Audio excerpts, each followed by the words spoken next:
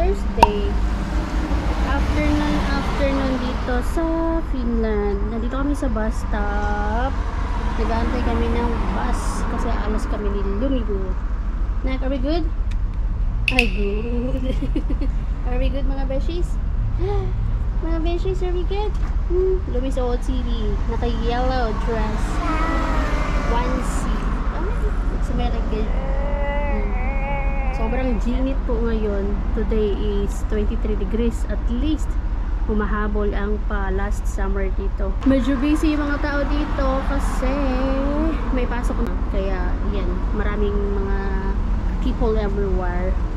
May mga jutanders na nagpahayahay doon kasi ngayon lang ulit lumabas si Haring Araw. Ilang days din na nagtago. Nak, kamusta naman tayo dyan? Punta kami ng shop sa Tokmanni kasi magre-ready na tayo sa ating mga pangangailangan para sa birthday. First birthday ni Lumibo. Next month na yon. So kailangan natin matapos na ang mga dapat tapusin yung mga pangangailangan natin. So dapat kahapon kami lumabas. Nakalabas na talaga kami kahapon. Kaya lang nandito na kami sa bus stop. Sa ako na-realize na yung phone ko pala ay hindi pala dala. Yung phone ko po kasi nandun lahat ng mga cards ko. Yung bank card ko. So okay lang na sakay kami ng bus kasi wala naman bayad yun sa bus eh. Pero yung nandun ka na ba sa shop tapos nasa counter ka na, nai-imagine ko na tapos wala pala akong dalang pera. Alam niyo yung pakiramdam na ganoon. So nandito na kami kahapon, umuwi na lang kami at hindi na kami bumalik kasi anong oras na din yun, hapon na din kasi yun eh. Kaya ngayon na lang kami ulit lumabas ni Lumi. Ako same pa rin yung outfit ko kahapon. Si Lumi nag-iba. Yan, naka-dress ang madam. So yeah, waiting na lang tayo ng bus. I think 5 minutes or 3 minutes na lang. Nakababa na kami ng bus. 5 minutes lang naman yung bus from the bus stop to here sa Tokmanni. And grabe ang init. Naka-trousers pa ako. O ayan na. Trousers yan. Nandito na kami sa Tokmanni. Itong Tokmanni, halo-halo yung mga nandito. May mga pang school supplies, pang kitchen. Ang wala lang siguro dito is yung mga meat. Ganon. Nasa grocery shop na. Pero dito talaga halo-halo. Hindi ko alam kung saan kung pwedeng maihilang tulad ang Tokmanni sa atin ba. Robinson, hindi naman pwede kasi Robinson, maliit lang naman yung Robinson. Dito na may mga beer, may mga coke, may mga dry goods, and may mga pang baking, may pang mga aching-aching, pang decoration ba. Ito yung kailangan ko, pang kape, pero hindi ito, green man to. Meron pala akong listahan just to make sure hindi ko makakalimutan. So doon tayo. Sana may sale na. Dito tayo sa mga cups. Ayan, paper plates. Ayan, may pang party decorations, pero hindi naman ganun kadami. Ooh. Start ka na naman sa ingay. Good. Ganyan lang yung ingay niya. Napakabihib na bata yan eh. Napakabait na bata. Ano ba yun? Pang fork and then spoon. Ito, yung mga ganito. Kasi nakasale to. Sabi nila niya, ayan, nakasale nga, 30%. Ito pang kape. Pang kape. Yung makakapal naman sana na pang kape. You know, finish. Milig sa kape at cake. After kain. Tapos na kami sa Tokmanni. Dito naman kami sa Ko City Market. Yung pinakamalaking grocery shop. Kailangan ko ng diaper ng batang itaw. Wala sila ng size 8. Size 8 na kasi sa Lumi eh. Size 8 for 10 months. Ayan, kailangan natin ng gulay-gulay.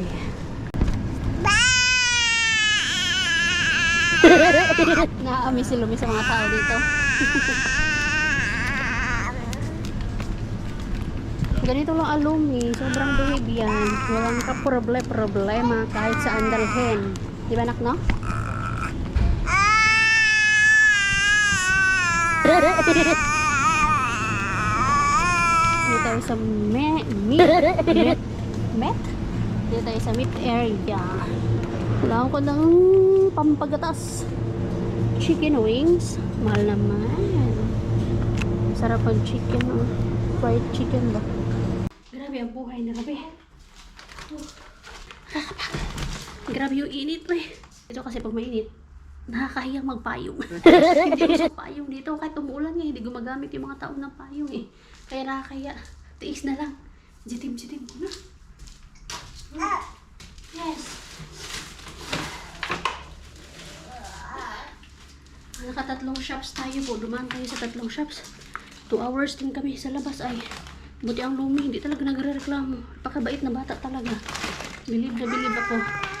2 hours din siya nakaupo sa stroller pero hindi siya nagreklamo talaga. So iwan ko yung mga pinamili namin. Yung mga hindi naman masisira. Yung diaper ni Lumi. And then yung mga binili na mga paper plates and pork and everything. Iwan ko lang yan dito. Si Daddy na mag-akyat dito mamaya. Ay, Diyos ko Lord.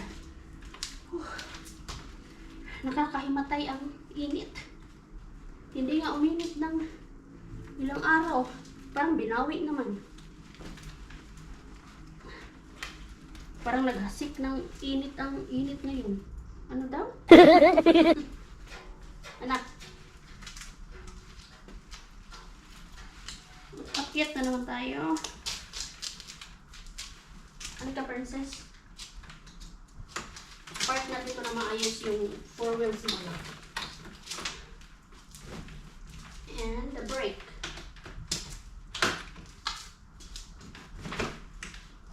Ay, Diyos ko. Ay. Uy. Missäs kävi? No, kaupoissa. Sait se jätski? Eikö sä et josta? En ostanut jatski. Eikö osta näitä jäätelöä voi? Ei. Innohottaa vaan. Ei saa vielä. Kohta saa. Sä suohdot. Oo. Kohta. Joo. Good. Peukku. Good. Mitä sä oot tekemässä? Maalat koko ajan. En mä ihan koko ajan. Yöt nukuttaa. Ai yöt nakottaa. Niin joo. Älkää sotkeko itseänne tässä. Noin. Tuo vielä. Mikä se vois? Se linnun kakka. Joo. Nyt sit oli jossain Tos on reikä. Noin. Yeah. Tos. Noin. Hindi talaga pwedeng hindi machika kapag nandyan ang caretaker namin. Ganyan lo yung ginagawa niya. Pang killing time. Kasi balong na ba siya? Widow na siya. Kaya yan yung ginagawa niya. Kung ano-ano na lang. O diba? Kita niyo yung kahit konting ano lang, pinipaint. Yan yung mga in-enjoy na lang ang buhay. Kasi syempre, nakakaawa yung mga widows dito. Mag-isa lang, walang mga anak. Hindi katulad sa atin. Kapag widow na, at least may mga anak, may mga apo dito kasi wala. Anyway, tara na ako eh. Pagod na pagod. Parang mahimatay na ako sa pagod. Buhay ni Ruby. Inom na ako ng tubig. Kasi hindi ko na kaya. Uy, ako anak. Inom lang kami ng inom ng tubig ni Lumi. Tapos kain siya ng kain. Sana oil. Banak. Kain siya ng strawberry. Nakapag-snack na. Nga, sinisimis mo ako, mama. Sinisimis mo ako. Ako hindi. Ano nangyari dyan sa ano natin? Bakit nag-iiba yung... Wala. Kulay nung ano ko. Damit ko. Si Lumi. Mag-how tayo ng very very light. Tapos inom ako ng tubig. Ito. Meron akong pork dito. Nakalimutan ko to. Nandun lang to sa basket ng stroller ba. Palabas na sana kami. Sus! Kung hindi ko to nakita tumunog ang ano doon sa alarm for sure doon sa may pintuan. Oh no! Talaga ako. Muli lang nakita ko. Yan. Ito lang mga dinala natin dito sa taas kasi masisira to sa baba. Tapos food ni Lumi. This is pasta vegetables with Corgate, red pepper, and basil. Hindi ko alam kung tama yung pagka-pronounce ko sa Corgate. And this is potato and beef ragu with tomato, carrot, and thyme. Yan. And then, ito yung inano namin ni Lumi. Kinain pala niya. Strawberries. Sayang lang, hindi kami nakapag-ano ngayon, harvest ng strawberry ball. Mas mura po kasi pag strawberry picking kami lang talaga. Mas makakamura ka dito kasi ang mahal pag diyan sa labas or shop ka bumili. Mas mahal sa labas pag nagbebenta, pag may nakikita ka sa mga shops na nagbebenta ng strawberry, mas mahal yun. Sa loob ng shop, mas mura. Avocado. For Lumi. Gawa ko ng smoothie. New fruit shake. Diba nak? And it's time for you to have an afternoon nap. Are we good? Good? Good. Ganun lang siya na ganun sa akin kanina.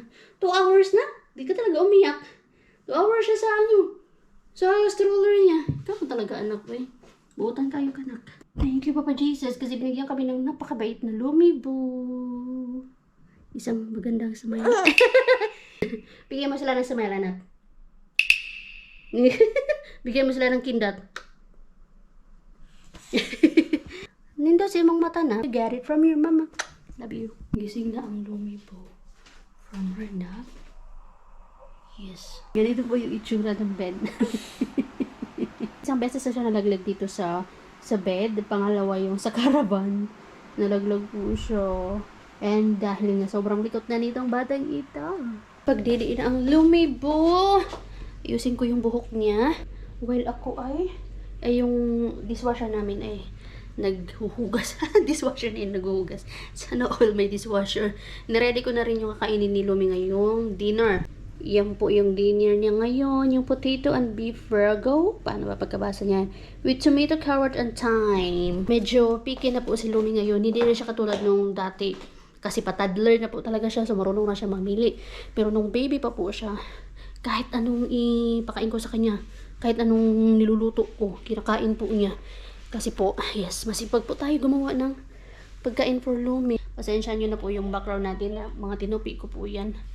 Ay, salamat Lord. Talagang nabawasan na po yung problema namin. Dahil nga po dito sa paparating na birthday ni Lumi, which will be next month na.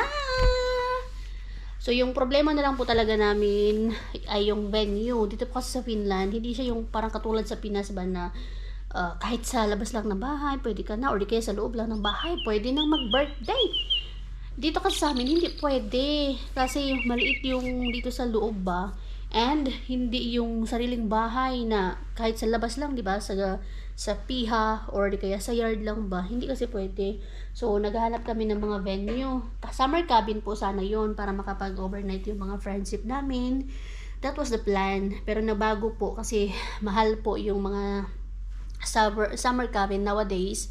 And may mga venue naman, party venues naman. Kaya lang, ang mahal per hour. 70 euro per hour po. Pinakamaliit lang siguro 50. Pero may limit pa rin. Hindi ma-occupied lahat ng mga iimbitahin ko. Pero hindi naman ganun kadami. Konti lang naman. And yung mga summer cabin naman po, mahal. Parang hindi siya makatarungan. Alam mo po yung 20,000 for the venue lang po yun ha.